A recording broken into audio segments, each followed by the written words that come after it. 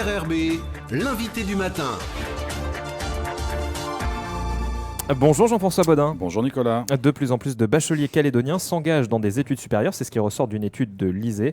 Et pour en parler, vous recevez le directeur de l'Institut. Olivier Fagnot est avec nous, bonjour. Bonjour. Merci de revenir avec nous sur cette étude qui est la première du genre en Calédonie. Il y avait un besoin de voir un peu ce que deviennent les bacheliers calédoniens. Il n'y avait pas de statistiques qui existaient. Il n'y avait pas de statistiques. Alors autant on connaissait la situation des bacheliers dans le supérieur sur le territoire. Par contre, c'était un peu plus flou sur ce qui se passait hors du territoire. De quoi parle-t-on quand on parle d'étudiants calédoniens ? Alors, ce n'est pas une question de citoyenneté, c'est juste le fait que l'étudiant a eu son bac en Calédonie. Le chiffre qui a permis de démarrer, c'est l'augmentation du nombre de jeunes bacheliers qui continuent des études. Il a fortement progressé. Alors là, on parle de 2020, cette étude va jusqu'à 2020, mais sur les années précédentes, on voit une augmentation quasi constante chaque année de bacheliers qui s'engagent dans les études supérieures. Alors, sur les 10 dernières années, effectivement, on part de 4000 et quelques étudiants, on arrive à 7100, c'est une augmentation très impressionnant de 70%. Pour vous donner une idée, c'est 6% en annuel, c'est 3 fois plus rapidement qu'au niveau national. Toujours au niveau national, on comptabilise 2 900 000 étudiants, et donc il y en a 7100 qui ont eu leur bac en Calédonie. Alors cette progression, elle est due à quoi ? Est-ce qu'il y a plus de jeunes qui ont accès au baccalauréat ou est-ce que c'est aussi en raison de l'évolution de la démographie en Calédonie ? Alors, ce n'est pas en raison de l'évolution de la démographie. Il n'y a pas plus de jeunes maintenant qu'il y a 10 ans. Par contre, il y a plus de jeunes maintenant qui ont leur bac. Ça, c'est une première chose. On était à moins de 20% dans les années 90. Maintenant, on a plus de 70% de jeunes d'une classe d'âge qui ont leur bac. Mais en plus de ça, ce qui est remarquable, c'est qu'on a plus de jeunes qui ont leur bac, qui poursuivent leurs études supérieures, parce que justement, localement, on leur propose une offre diversifiée qui s'est accélérée ces dernières années. Alors, ils vont faire leurs études où ça, les étudiants calédoniens ? Majoritairement, ceux qui le peuvent restent en Calédonie ? Alors, les 2 tiers, effectivement, étudient en Nouvelle-Calédonie. Et donc, à un moment, de toute façon, ils n'ont plus trop le choix, s'ils veulent poursuivre leurs études, que quitter, sauter la mer pour aller, en général, en métropole, pour assurer des études supérieures au-delà de la licence. Parce qu'il y a des filières qui ne sont pas représentées, dans lesquelles ils ne peuvent pas poursuivre leurs études sur le territoire. C'est principalement ça qui guide leur choix ? C'est principalement ça qui guide leur choix, effectivement. Jusqu'au niveau licence, au niveau Bac plus 3, vous pouvez faire vos études ici, puis après, il faut changer. Alors, quand on parle d'étudiants, on sait que le champ des études après le bac est très très vaste. Est-ce qu'on a une idée des filières vers lesquelles ils s'orientent, ces bacheliers ? Alors, les bacheliers calédoniens, en majorité, partent à l'université. On a 6 sur 10 qui partent à l'université.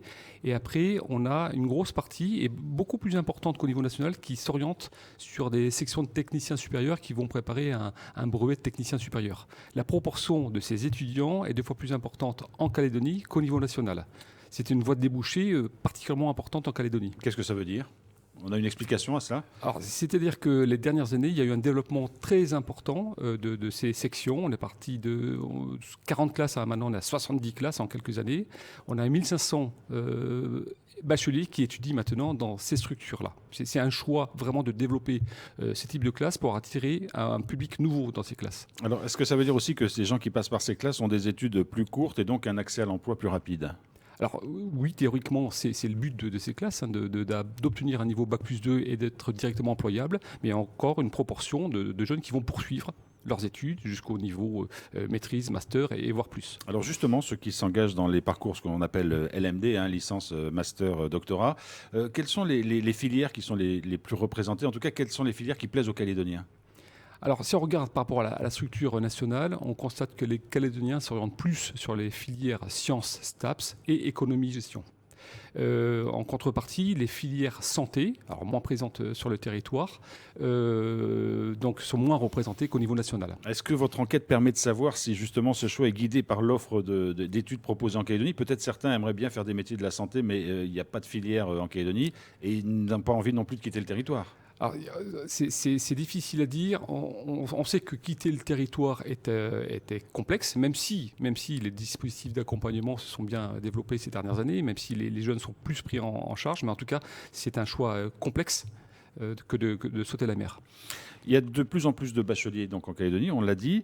Est-ce que la proportion de bacheliers qui poursuivent des études est à corréler aussi avec le bac qu'ils ont obtenu ? Alors effectivement... En gros, est-ce que dans les bacs généraux, il y a plus de jeunes qui poursuivent des études que dans les bacs technologiques ou professionnels?